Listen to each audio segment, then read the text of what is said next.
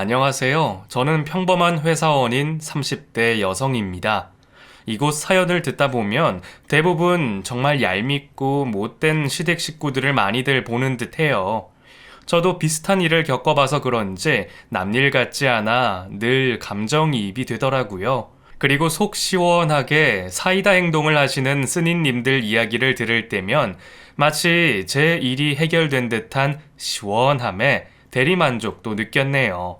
물론 다른 분들의 이야기에 비하여 제 이야기는 새 발의 피일지 모르겠지만 그래도 이런 일도 있구나 들어보시면 좋을 것 같아서 저도 제 이야기를 해볼까 싶어요. 그럼 제 이야기를 시작해 보겠습니다. 남편을 만나 결혼을 마음 먹을 때까지 제 인생은 정말 평범 그 자체였어요. 너무 튀지도 뒤처지지도 않게 남들과 비슷한 고민을 하고 일상을 보내며 살아가고 있는 평범한 20대 후반의 여성이었죠. 남편과의 만남도 저희에게는 나름 운명적이었지만 다른 분들과 비교하면 평범할 거예요.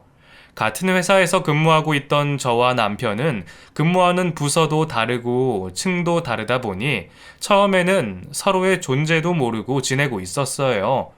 그러다 제가 회사 업무로 스트레스가 많아지다 보니 건강이 안 좋다는 신호가 하나 둘씩 오기 시작했어요. 스트레스 때문인지 살이 찌기 시작하고 어느 날 전신에 두드러기가 나거나 원형 탈모가 생기는 것처럼 몸 이곳저곳에서 적신호가 켜지기 시작했어요.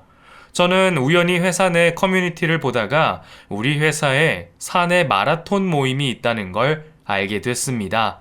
저는 그날 이후로 그 모임에 참가하기 시작했어요. 그리고 그곳에서 남편을 처음 만나게 됐죠. 다들 같은 회사에 인원들도 적지 않은 모임이라 처음에는 서로에게 강한 인상을 느끼지 못했어요. 그냥 우리 회사에 저런 사람이 있었구나 생각하며 회사를 다니며 가볍게 인사 정도 하는 사이가 됐죠. 그러다가 우연인지 필연인지 남편과 마라톤 모임 말고도 계속해서 마주치는 일이 생겼어요. 운동을 점점 하다 보니 체력도 좋아지고 건강해지는 몸을 직접 제 눈으로 볼 수 있어 변화하는 제 모습에 중독됐던 것 같아요. 그래서 마라톤 다음으로 시작한 운동이 바로 자전거였어요. 처음에는 동호회에 들어갈까 하다가 잘 타지도 못하는데 괜히 남들에게 피해될까 싶어서 제대로 된 자전거도 없던 저는 우선 집에 방치되고 있던 동생의 자전거를 타고 무작정 길을 나섰죠. 호기로운 시작과 달리 한강에 들어서 얼마 가지 못해 벤치에서 쉬고 있었죠. 그런데 옆 벤치에서도 자전거 라이딩을 나왔는지 자전거를 끌고 온 남성분이 앉아 있더라고요. 비싸고 예뻐 보이는 자전거의 눈이가 저도 모르게 한참을 보고 있는데 제 시선을 눈치챘는지 그 남성분이 말을 걸어왔어요. 혹시 지원 씨 아니세요? 어? 한솔 씨. 한솔 씨도 자전거 타세요? 지원 씨 맞으시구나. 전 자전거 탄 지 오래됐어요. 그런데 지원 씨도 자전거 타시는지 몰랐네요. 저는 오늘 처음 나와봤어요. 그 마라톤 말고도 다른 운동도 해보려고요. 그렇게 우연한 두 번째 만남에 조금 더 가까워지게 됐죠. 하지만 그때까지도 더 가깝게 지낼 생각은 하지 못하고 운동을 같이 하는 회사 동료 정도로 생각하고 있었는데 서로 신랑 친구로 참석하게 된 결혼식에서 또 마주치게 된 거예요. 그제서야 우리는 서로 동갑내기인 것도 알게 됐고 자연스럽게 개인적으로도 연락하며 지내는 사이가 됐습니다. 한 소리를 따라다니며 같이 운동도 하고 끝나고 난 뒤 커피나 맥주 한 잔 정도 마시면서 친구 사이로 발전했습니다. 그러면서 저는 여러 운동을 다 잘하는 한솔이에게 매력을 느끼게 됐습니다. 동갑내기에 몸도 좋고 말도 잘 통하는 한솔이는 사실 누가 봐도 괜찮은 남자였어요. 그런 사람을 회사 내에서 밖에서 자주 보다 보니 저도 언제부터인지 모르게 자연스럽게 한솔이를 좋아하게 된 것 같아요. 처음에는 친구 사이에 호감으로 착각하던 저도 뒤늦게 제 마음을 알고 나서 혹여 누구에게 뺏길까 당장 한솔이에게 고백을 하기로 결정했죠. 한솔아, 이번 주 토요일에는 시간 어때? 이번 주 라이딩 가려고 했는데 우리 아침 일찍 만나서 파주 쪽으로 갔다 올래? 아니, 운동 말고 그냥 데이트하지 않을래? 데이트? 갑자기 무슨 데이트? 그냥 다른 사람들처럼 데이트하자고. 그래, 그러자. 한솔이도 저와 같은 감정을 가지고 있었는지 우리는 그 주 데이트를 했고 그날 이후 서로의 마음을 확인하고 연인으로 발전되어 사귀게 됐습니다. 운동을 하면서도 느꼈었지만 한솔이는 매너가 정말 좋았어요. 그런 모습이 처음에는 좋게만 보였는데 너무 몸에 밴 듯 익숙한 걸 보니 저도 모르게 점점 한솔이가 혹시 선수는 아닐까 라는 생각이 들었어요. 몸도 성격도 좋고 거기다 저도 놓치는 부분까지 배려를 해주니 이런 매너는 여자를 얼마나 많이 만나고서야 몸에 익힌 걸까 싶어서 질투를 하기도 했죠. 우리 자기는 여자를 얼마나 만났길래 이렇게 매너까지 좋은 거야? 응? 아, 내가 매너가 좋긴 하지. 여자들한테 하도 시달려서 그런지 혹독하게 배운 것도 많고. 뭐? 진짜야? 시달릴 만큼 여자가 그렇게 많았어? 아니야, 농담이야. 여자들한테 배운 건 맞는데 그 여자라는 게 우리 엄마랑 누나라는 거지. 특히 우리 누나가 좀 징징대는 스타일이어야 말이지. 아, 누나가 있었구나. 근데 보통은 누나가 동생을 챙기지 않아? 글쎄, 다른 집은 잘 모르겠는데 우리 집은 어릴 때부터 내가 누나를 더 챙겨줬어. 한솔이는 매너뿐만이 아니라 책임감 있고 헌신적인 모습도 있었죠. 제 친구들도 하나같이 칭찬하고 좋아해줘서 어디를 가더라도 제 어깨에 힘을 실어줬어요. 다들 1등 신랑감이라며 놓치지 말라 하더라고요. 요즘 결혼하는 나이에 비하면 아직 어린 나이였지만 주변 사람들은 혹시나 좋은 사람 놓칠라 하루라도 빨리 결혼하라며 저를 부추겼고 저도 그런 한 소리와 행복한 미래를 그리는 게 전혀 이상한 일이 아니었죠. 서로에게 점점 신뢰가 쌓였는지 서로 장난으로 하던 결혼 이야기가 어느새 진지해지고 있었어요. 사실 저는 조금 늦게 결혼해도 괜찮다고 생각하고 있었어요. 아직 어린 나이여서나 한솔이가 못 믿어서가 아니라 한솔이 어머님 때문이었죠. 그때 한솔이네 아버님께서 돌아가신 지 몇 년 안 되어서 우리끼리 좋다고 덜컥 결혼을 해버리면 앞으로 혼자 남으실 어머님 생각에 제가 마음이 불편했습니다. 아버님을 떠나보내시고 마음을 추스리지 못하셨을 텐데 저희가 결혼을 하더라도 어머님께서 안정이 되시고 그때 우리가 결혼을 하는 게 순서라 생각했거든요. 서로 변하지 않을 마음인데 너무 조급하게 생각할 필요 없다고 생각했어요. 그렇게 여유를 가지고 연애를 하던 중 우연하게 저는 한솔이의 누나를 만나게 됐습니다. 그날도 평소와 같이 데이트를 즐기고 저녁을 먹으러 가는 중이었는데 마침 지나가던 한솔이의 누나와 갑작스럽게 만나게 된 거예요. 누님은 저를 만나 반갑다며 저녁 식사를 같이 하자는 거절할 수 없는 제의를 하셨죠. 한솔아, 데이트하고 있었구나. 누나한테 여자친구 소개 안 시켜줘? 안녕하세요. 처음 뵙겠습니다. 한솔이 여자친구 이지원이라고 합니다. 어머, 우리 한솔이가 누굴 만나나 궁금했는데 이제야 얼굴을 보게 되네. 반가워. 나 한솔이 누나 정한희라고 해. 우리 이렇게 만난 것도 인연인데 저녁이나 같이 먹자. 누나, 갑자기 만나서 오늘은 좀 그렇고 다음에 정식으로 인사하는 자리 내가 만들게. 오늘은 그냥 가. 왜? 뭐하러 나중에 시간을 잡아. 이왕 본 거 내가 엄마한테도 대신 인상도 말해줄 겸 지금 먹는 게 좋지. 지원이 생각도 좀 해줘야지. 갑자기 만나서 당황스러울 텐데. 여자는 여자가 봐야 알지. 내가 지원이가 궁금해서 그래. 지원아, 괜찮지? 네, 전 괜찮아요. 한솔아, 나 괜찮아. 사실 한솔이 누님은 첫인상부터 심상치 않았어요.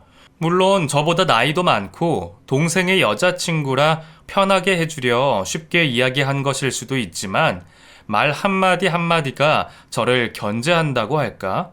마치 내 동생이 만나는 여자가 어떤지 알아보겠다며 신문 받는 느낌이었거든요. 아니나 다를까 그렇게 이어진 식사 자리에서 저는 그날 먹은 밥이 체하지 않은 게 용할 정도로 호구 조사를 당해야 했습니다.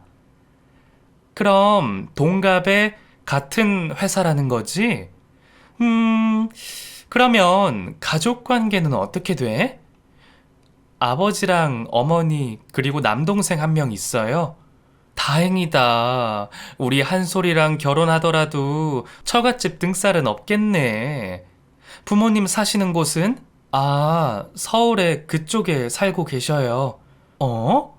거기 그 아파트 있는데? 아, 아니요. 저희는 그냥 빌라에 살고 있어요. 아, 그래? 어머, 그러면 한솔이 장가 갈 때 집은 어떻게 해? 아니, 우리 엄마 예단 잘 받아야 하는데 빌라 사신다니 걱정이 돼서.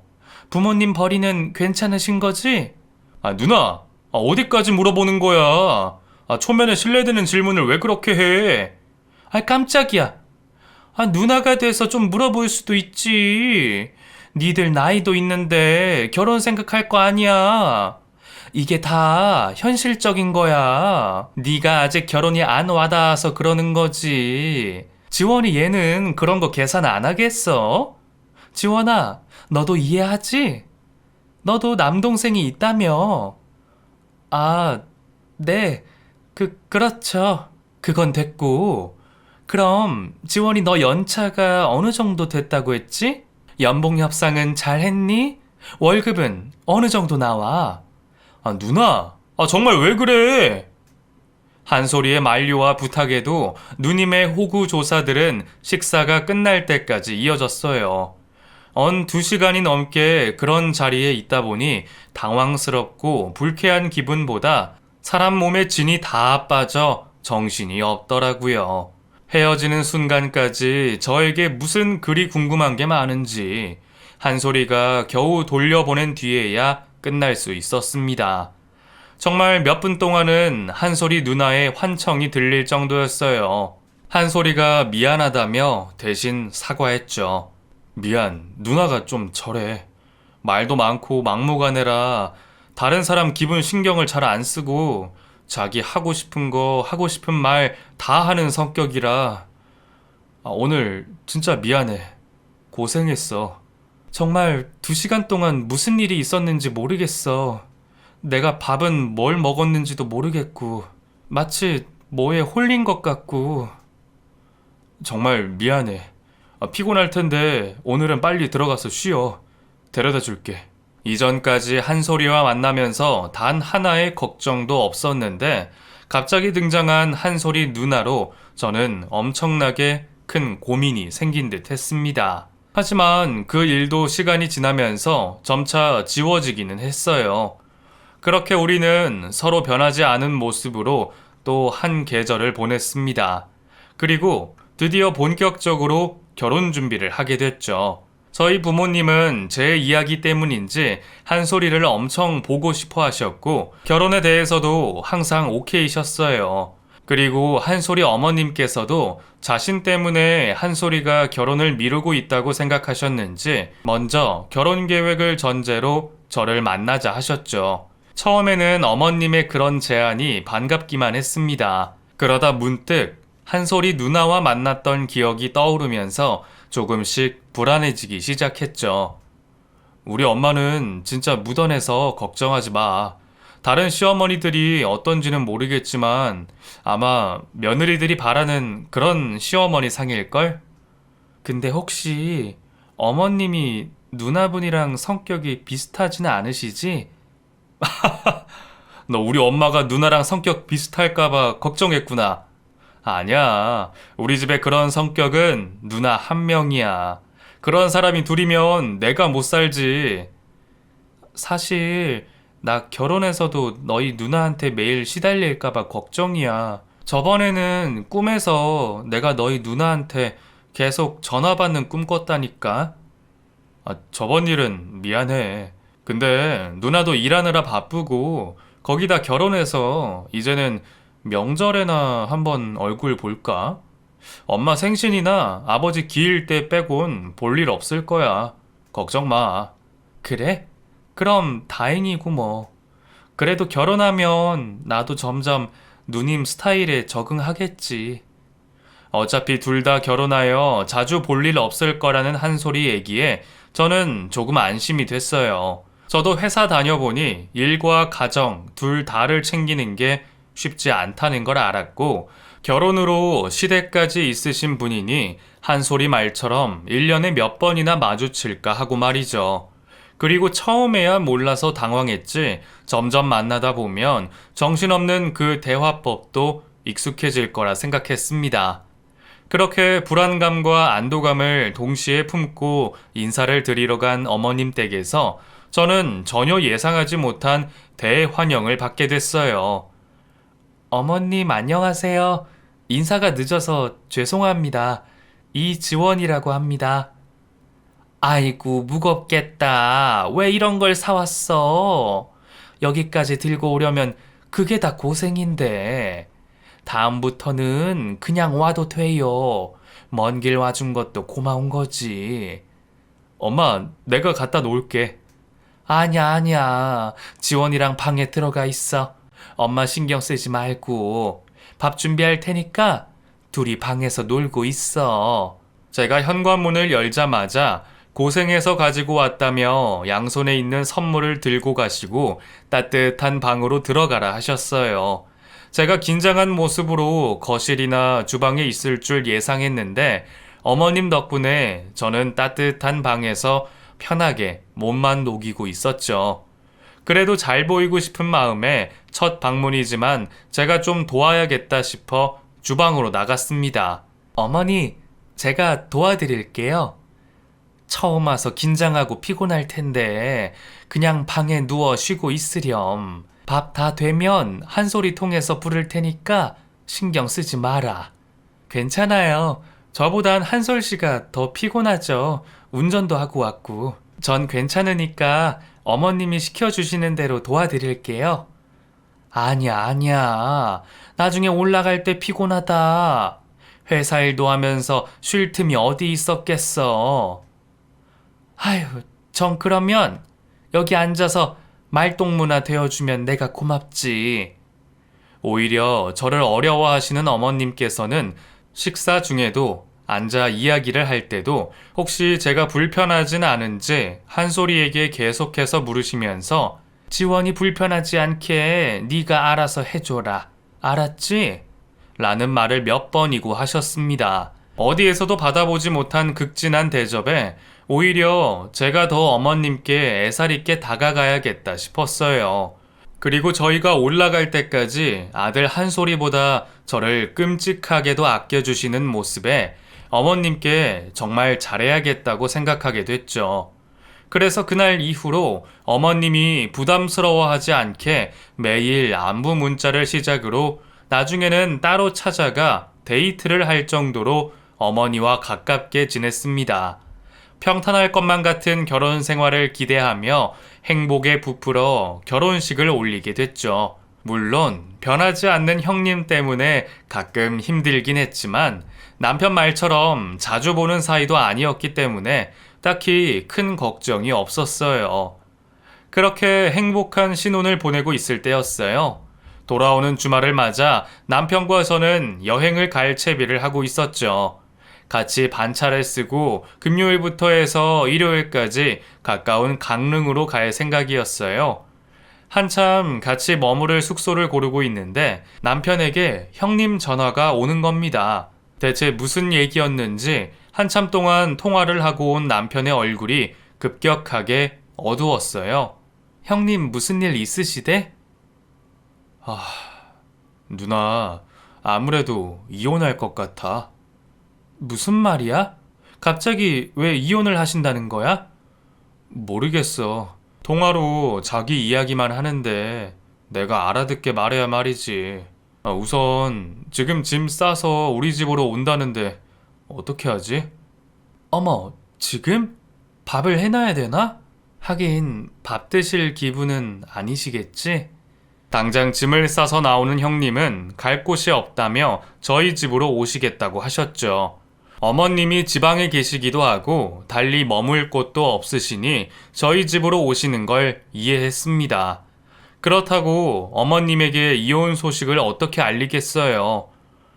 형님 오셨어요?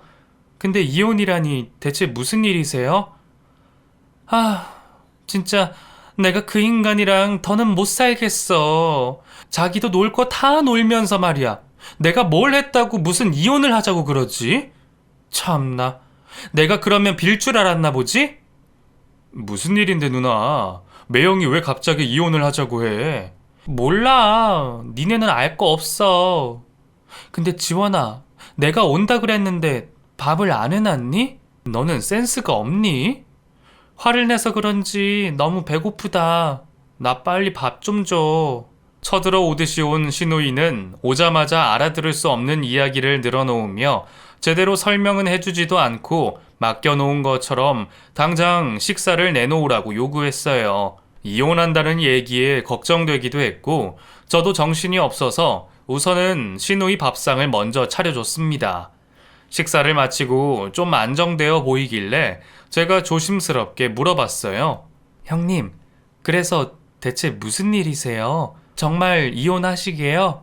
그냥 다투셔서 홧김에 말씀하신 거죠? 몰라. 내가 이혼하자 그러니?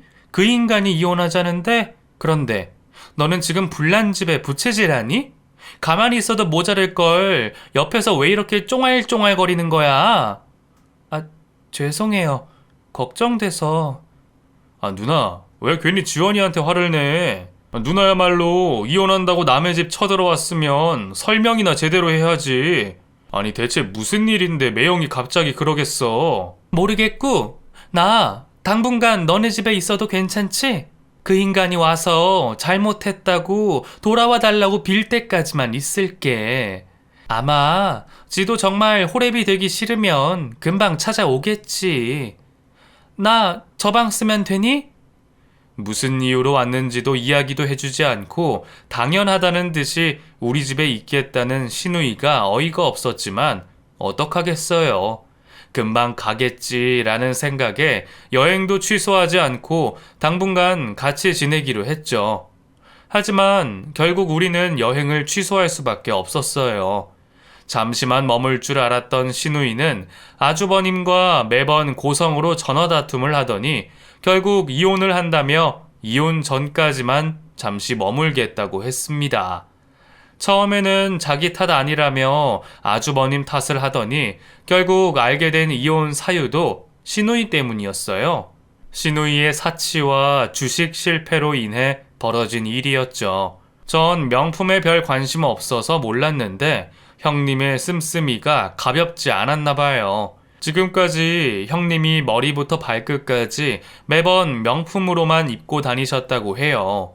거기다가 비싼 돈 들여 명품을 채워놓고는 금방 실증 난다며 값싸게 팔고 다시 비싼 새 명품을 들이고 하다 보니 아주버님이 화가 나셨겠죠. 거기다 매번 아주버님께 소비 관련하여 잔소리를 듣는다고 생각한 형님은 아주 작정하고 뒷주머니를 차야겠다 생각했고 간 크게도 몰래 아무런 공부 없이 주식에 크게 투자해서 속된 말로 집을 말아먹으신 겁니다.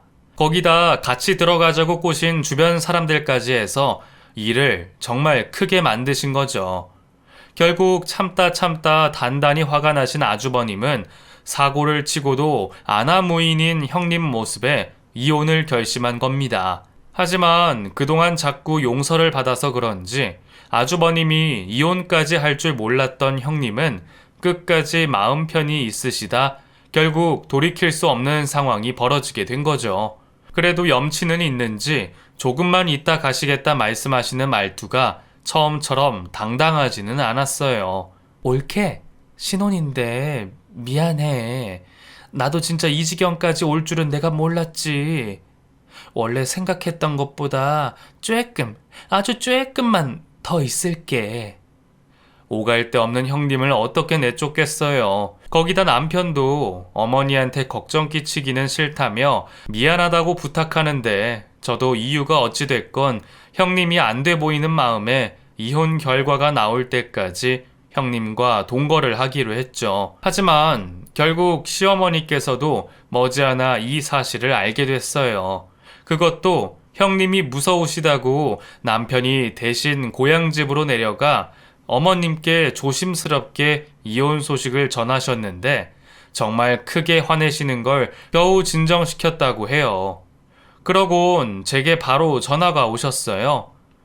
미안하다, 지원아. 내가 자식을 잘못 키워서 괜히 널 힘들게 만드는구나. 저놈의 기집애 내가 데려와서 방에 가둬놔야 하는데 다 큰애를 그럴 수도 없고 내가 정말 지원이 널 볼 면목이 없구나. 미안하다. 대신 용서해라. 아니에요, 어머님. 저도 형님이랑 가깝게 지낼 기회도 되고 가족인데 힘들 때 서로 도와야죠. 너무 신경 쓰지 마세요. 걔가 네 밥만 닮아도 내가 이렇게 화딱지가 나진 않을 텐데 내가 한이 걔 살면서 드는 값 보내주마. 안 받는다고 하지 말고 오히려 더 주지 못해서 미안하구나. 통장에 온 돈을 다시 보내드리고 하는데도 어머님께선 굳이 제 통장으로 돈을 보내셨어요. 둘이서 사는 생활에 한 명 더 늘어 얼마나 더 들겠어요. 그런데도 어머님께서는 미안하신지 저희 생활비보다 더 큰 돈을 저에게 보내셨습니다. 결국 나중에 돌려드릴 생각으로 받게 됐어요. 어머님이 제 고생을 알아주시니 이왕 이렇게 된 거 이번 기회로 형님과 잘 지내보려 했습니다. 그런데 그런 제 기대와 결심은 하루도 안 돼서 깨지고 말았어요. 옳게 일어나. 해가 중천이야. 어머 깜짝이야. 형님 무슨 일이세요? 얼른 밥 좀 해라. 나 오늘 일찍 출근하니까 나 씻고 준비하는 동안 밥 준비 좀 해줘. 너는 회사 다니는 애가 왜 이렇게 늦게까지 자니? 일찍 좀 일어나. 아무리 동생네라고 하지만 부부가 자는 방의 문을 벌컥 열어서는 저에게 밥을 차리라고 하는 겁니다. 거기다 해가 중천이라 했지만 아직 7시도 안 됐어요. 하필 형님 지내실 방을 비워드린다고 집 정리를 하는 바람에 새벽 2시가 넘어서야 잠자리에 들었는데 말이죠. 그렇게 첫날 기대가 와장창 무너지고 돌아가면 만날 형님 생각에 저는 처음으로 집으로 가는 길이 무거웠습니다. 게다가 하필 남편은 회식이 잡혀 늦게 들어온다는데 제가 형님을 독대해야 한다는 생각에 핑계를 대고 늦게 들어갈까 생각했죠. 하지만 그것마저도 무슨 꼬투리가 잡힐까 싶어 퇴근 후 곧바로 집으로 향했는데 집이 난리가 난 거예요. 현관문을 들어가자마자 알코올 냄새가 코를 찌르고 귀가 아플 정도로 시끄럽고 인터폰까지 오고 있었어요. 거실을 봤더니 형님 지인들인지 처음 본 사람들이 제 집에서 술판을 벌이고 있더라고요. 다들 여기 봐, 여기 우리 동생 와이프 이 집 주인이야. 다들 박수.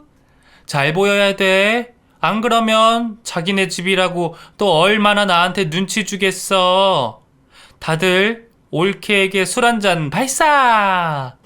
형님, 이게 다 무슨 일이에요? 아, 내 친구들이야.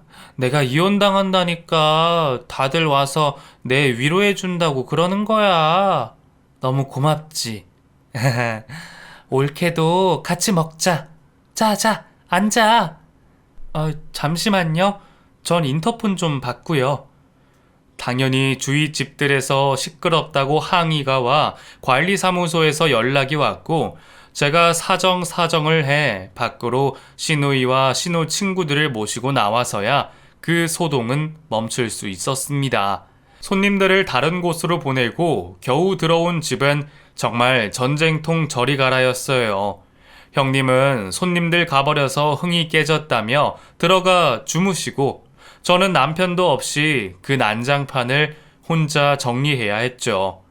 형님은 다음날 술에 취해서 실수한 거라며 저에게 사과는 하긴 했지만 그게 빈말이었는지 뒤로도 문제는 계속됐죠. 다들 반찬을 어떻게 드시는지 모르겠지만 저희 부부는 회사 생활로 밖에서 해결하는 경우가 많다 보니 집에서 밥을 잘 먹지도 않고 조금씩 자주 해서 상하지 않게 반찬 그릇에 덜어 먹어요. 그래서 저희 먹던 대로 평소처럼 반찬을 덜어 먹고 있는데 신우가 그걸 가지고 또 한 소리 하는 겁니다. 옳게, 지금 일부러 반찬 조금씩 놓는 거야? 얹혀 사는 객식구 눈치 주려고? 네? 아니요. 저희는 상하지 말라고 항상 덜어 먹어요. 모자라시면 반찬 좀 더 담을까요? 아닌 것 같은데? 일부러 나보고 밥 축내지 말라고 그러는 거잖아. 아니에요. 형님, 왜 그렇게 생각하세요? 남편이 저와 똑같이 설명을 하고 나서 식사는 할 수 있었지만 형님이 저를 보는 의심의 눈빛은 계속됐죠. 그리고 이런 일도 있었어요. 요즘에는 가전제품들이 잘 나오잖아요. 로봇 청소기, 건조기, 식기세척기, 공기청정기, 이 모두가 주부들을 돕기 위해서 나온 제품인데다가 저는 회사 일로 바쁘다 보니 자주 사용하는 편이었어요. 근데 형님은 그게 불만이셨나 봐요. 올케는 너무 살림을 대충 한다. 정성이 없어. 아무리 밖에서 돈 번다고 하지만 돈 좀 번다고 유세 떠는 것도 아니고 전기세 좀 아끼지 그래? 이거 전기세 많이 드는 제품도 아니고요. 둘이 맞벌이라 시간이 없어서요. 매번 아니고요. 그렇고요. 으이구, 올케는 잘나서 좋겠어? 질문에 이러이렇다고 답변하는 걸 제가 잘난 척하는 것 마냥 대놓고 비아냥거리더군요. 그것뿐만 아니라 남편 밥 먹이는 것부터 요리 방법, 저희 운동 다니는 비용이며 정말 집안 모든 것을 가지고 꼬투리를 잡았습니다. 시어머니도 안 하시는 시집살이를 시키는 거였죠. 참다 못해 화를 낼까, 조목조목 따져볼까 하다가도 시어머님이 걱정하시며 주시는 전화, 문자 한 통에 저도 언제 그랬냐는 듯 마음이 풀렸죠. 어머님 따님이라는 생각을 하니 나쁜 소리를 못하겠더라고요. 그러다 제가 결국 한 소리를 하게 되는 일이 생겼어요. 저는 외모에 크게 투자를 하지 않다 보니 30이 넘어서도 명품백, 비싼 옷 한 벌이 없었어요. 그러다 남편이 신혼여행 때 결혼기념이라며 명품백 하나를 선물해 줬는데 그게 제가 가진 유일한 명품이었어요. 그때도 가격표를 보고 당장에 환불하고 싶었는데 남편이 말리는 바람에 평생 쓰겠다는 마음으로 아껴 쓰기로 했어요. 명품 가방은 돈 준 만큼 한다고 나중에 딸이나 며느리한테 물려준다고 하길래 저도 나중에 며느리나 딸한테 아껴주려고 정말 특별한 날에만 쓰고 고이 아껴놓는 물건이었죠. 그리고 명품은 아니었지만 엄마가 저에게 선물해준 외할머니의 얇은 금 실가락지도 제가 아끼는 물건 중 하나였어요. 워낙 아끼느라 잘 쓰지도 않고 항상 모셔두듯 보관하여 넣어놓는 물건이라 평소에는 잘 살펴보지도 않았어요. 그런데 그 귀한 것들이 언제 없어졌는지도 모르게 다 없어진 겁니다. 의심할 사람이 누구겠어요. 저는 곧바로 신우이의 방으로 가 뒤지기 시작했죠. 반지는 화장품 옆 드라이기통에 버려진 듯 있었는데 남편이 선물한 명품백은 보이지 않았어요. 신우이가 퇴근하고 오자마자 제가 따져 물었습니다. 형님, 제 가방 어디 있어요? 가방? 그거 내가 잠깐 내 친구 빌려줬어. 걔가 내가 한 거 보더니 자기 딸 학교에 가져간다고 해서. 고마워, 올케. 내가 빌려준 값은 줄게. 도대체 왜 그러세요? 허락도 없이 남의 물건 자기 물건 마냥 쓰시고, 심지어 남한테 빌려주시면서 제 허락은 받으셨어요? 올케, 백 하나 가지고 너무한 거 아니야? 나도 백 많이 있어봤지만 그거 얼마 하지도 않잖아. 뭐 얼마나 대단한 거라고 이 야단이야. 내가 진짜 더러워서 참. 그깟 거 내가 나중에 하나 사줄게. 돈이 문제예요. 그거 남편이 저한테 처음으로 사준 백이라 저한테는 소중한 거라고요. 그리고 이 실반지는요. 이것도 저희 외할머니 하시던 걸 저희 엄마가 저한테 물려주신 거예요. 아무리 마이 동풍이라도 정도껏 하셔야죠. 뭐? 너 시누이가 우습게 보이니? 아, 아니구나. 내가 이혼당해서 오갈 곳 없는 시누이라서 이렇게 개무시를 하는구나. 내가 이혼당했다고 밑에 사람한테 무시당해도 되는 거야? 왜 욕이라도 하지 그래? 내가 진짜 서러우시다고요? 형님은 여태 마음대로 하셔놓고 서러운 게 뭐가 있으세요? 누가 정말 서럽고 무시당하는데요? 뭐야, 지원아, 무슨 일이야? 한솔아, 내가 진짜 더럽고 치사해서. 내가 이혼당하는 것도 서러운데 네 와이프한테까지 개무시를 당하고. 내가 진짜 이 꼴 보느니 내가 길바닥에 앉더라도 그냥 나가야겠다. 울고 싶은 건 전데 형님은 자기가 피해를 당한 것 마냥 정말 집 떠나갈 정도로 울더군요. 얼마나 길게 울고 크게 우는지 이것 때문에 또 경비실에서 항의 전화가 왔습니다. 상황 설명을 듣지 않아도 예상이 되는 모습에 남편도 우선은 누나를 달래기 시작했어요. 어차피 잘잘못 따져봤자 형님이 이해할 리 만무하고 오히려 더 크게 울거나 다툼이 벌어질 테니 말이죠. 결국 또 제가 남편에게 대신 사과를 받고 그 일을 덮기로 했습니다. 그 일 뒤로 며칠 정도는 조용했고 그 사이 이혼 조정 기간이 끝나 결국 형님은 아주버님과 이혼을 하게 됐어요. 합의 이혼이다 보니 이전에 재산 분할을 가지고도 두 분이 합의를 한 상황이라 드디어 시누이의 독립과 동시에 저도 해방되는 상황이었죠.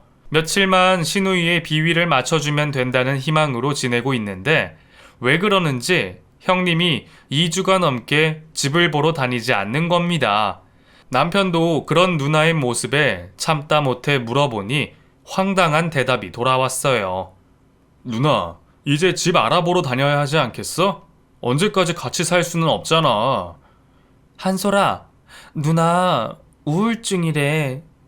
어쩐지 요즘 갑자기 감정이 주체가 안 되는 이유가 있었어. 정말? 약은 먹고 있는 거야? 병원에서 우울증 같다고 정신과 진료 받아보랬는데 정신과 가면 회사 생활하는데 문제 생기잖아.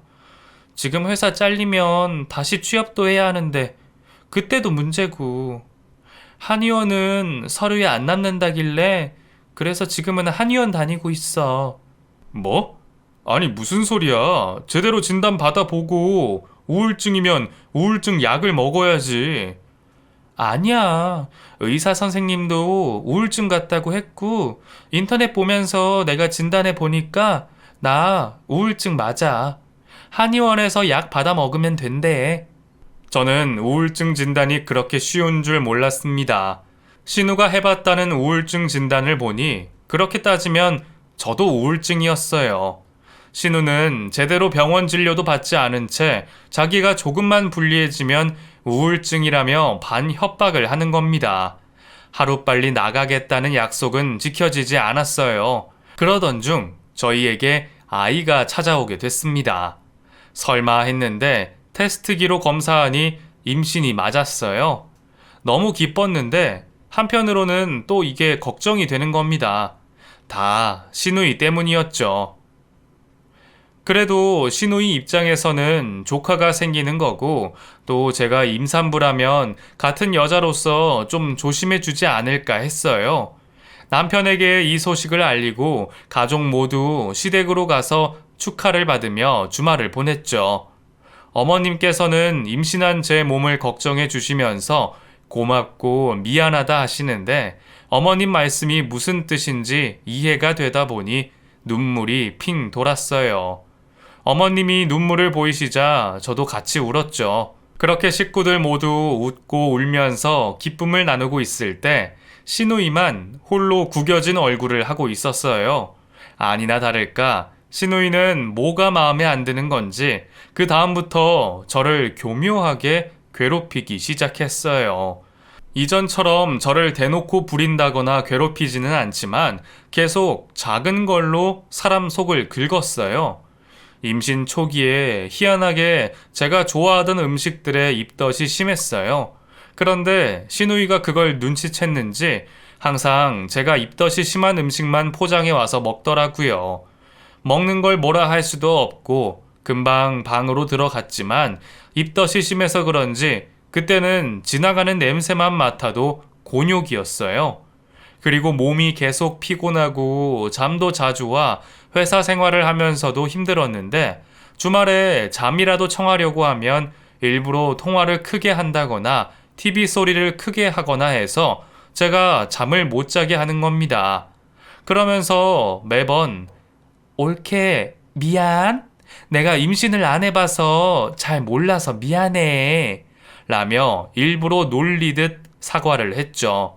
그리고 사과의 표시라며 점점 살이 빠져 속상한 저에게 처녀 때도 맞지 않을 속옷을 선물이랍시고 하고는 했어요. 제가 바보도 아니고 형님이 일부러 그러는 게 뻔히 보이는데 그런 게 조금씩 모이다 보니 웬만한 큰 사건 사고보다 더 큰 스트레스로 다가왔어요. 그러다 어머님과 즐거운 이야기를 하던 중 갑자기 눈물이 나오고 저도 모르게 그 앞에서 대성통곡을 했어요. 영문 모르시는 어머님께서 더 놀라셔서 저를 다독이고 달래고 한참을 고생하시다 결국 감정이 터져버린 제가 시누이가 저에게 하는 행동을 모조리 이야기하고 말았습니다. 어머님께 고민거리 안겨드리려고 간 게 아닌데 정말 죄송했어요. 어머님은 제 이야기를 다 들으신 뒤 시누이 버릇을 단단히 고치시겠다며 저와 같이 서울로 올라가자고 하셨어요. 신우가 저에게 못된 행동을 하는 것 중에 하나는 제가 꼭 잠이 들만 할 때 몰래 들어와서 제 발을 꼬집곤 하는 거였어요. 잠을 못 자는 걸 아니까 일부러 제가 일어날 때까지 그렇게 하거든요. 막상 일어나서 왜 그러냐고 물어보면 시답지 않는 이유로 얼버무리는데 어머님께서 이 이야기를 들으시곤 저보고 자는 척하고 있으라 하셨죠. 어머님 말씀대로 제가 자는 척을 하니 신우가 평소처럼 또 제 발을 꼬집었어요. 그때 제 옆에 숨어 계시던 어머님께서 이불을 걷고 불쑥 나오셔서 정말 비 오는 날 먼지 나듯이 시누이를 패고 계신 거예요. 어머, 누구야? 누구야? 왜 이래 나한테? 야, 이거사. 네가 옳게 수발은 못 들망정 행패를 부리고 있었어. 이러니까 최서방한테 이혼을 당하지, 이거사. 아버지 돌아가시고 아주 지 세상인 줄 알지. 넌 더 맞아야 돼, 아주. 오늘 네 제삿날 만들 테니까. 정말 먼지나게 맞는 신우를 보며 전 말리는 척만 하고 정작 제대로 말리지는 않았어요. 어머님이 때리시는데 제 속이 다 시원하더라고요. 여태껏 제가 당한 모든 수모를 갚아주시는 것 같아서 지켜만 보고 있었죠. 그렇게 한참을 맞은 시누이의 꼴은 정말 말이 아니었습니다. 산발된 머리에 바닥에는 뜯겨나간 머리카락이 수북했고 붉게 달아오른 볼과 몸까지 난리도 아니었어요. 남편이 그 모습을 보자마자 누구한테 맞고 왔냐고 화를 낼 정도였어요. 그리고 어머니 앞에서야 그동안의 진심을 얘기하더라고요. 아무리 내가 잘못했다지만 나는 이혼당하고 다른 사람들한테도 손가락질 받는데 옳게는 한솔이랑 잘 사는 게 질투나잖아. 그래서 일부러 더 괴롭혔어. 진짜 올케가 못하는 거나 잘못한 거 있으면 내가 어른인 척 감싸주겠는데, 올케는 다 잘하는 것 같아서 더 얄밉잖아. 그리고 나 빼고 다 행복해 보이고, 그래서 괴롭혔던 거야. 거기다 임신했다니까. 나는 이혼녀에 나이도 이만큼 차서 괜히 더 얄밉게 보이더라고. 그래서 옳게 위험하지 않는 선에서 조금씩 괴롭혔어. 사실 우울증도 다 뻥이야. 병원은 가지도 않았어. 혼자 나가서 사는 것도 자신 없고 여기 살면 편하니까. 다들 미안해. 옳게 진짜 미안해. 이번에는 정말 진심이야. 결국 어린아이처럼 질투했다는 고백과 진심 어린 사과로 마무리가 되긴 했지만, 그래도 신우이는 어머님에게 귀가 잡혀 결국 시골집으로 내려가게 됐죠. 어머님이 저 대신에 속 시원하게 때려주셔서 그런지 신우가 하는 고백에 웃음이 나더라고요. 그리고 한편으로는 저를 질투한 신우가 이해가 됐어요. 그래서 저도 신우의 사과를 받아들이고 용서하기로 했죠. 그러면서 우리 부부의 제2의 신혼도 시작됐어요. 얼마 안 있어 우리 소중한 지호도 태어나면서 더 행복해졌죠. 신우이도 다행히 정신을 차리고 지금은 좋은 남자분을 만나 교제하고 있는 중이에요. 만나는 남자분 때문인지 어머님의 교육 때문인지 이전에 사치도 없고 사람도 순해지면서 점점 정신 차려가는 모습을 보여주고 있어요. 매번 만날 때마다 괜찮다고 하는데 지난 일을 반성하고 사과하는 모습에 지금은 가깝게 지내고 있습니다. 요즘도 말을 꺼냈다 하면 늦은 밤이 될 때까지 이야기할 정도로 사람 진을 빼놓기는 하지만 그래도 행복해 보이는 신우 모습에 저도 기분 좋게 듣고 있어요. 어머님과 신우, 저와 남편, 우리 지호까지 모두 행복하게 지내고 있어서 지금의 우리가 너무 좋아요. 다른 사연자분들처럼 통쾌하고 속 시원한 복수극은 아니지만 이런 식으로 행복한 결과가 있다는 것도 있다고 알아주셨으면 합니다. 여러분들도 항상 가족과 함께하는 행복한 시간 되시길 바라면서 이만 적겠습니다. 감사합니다.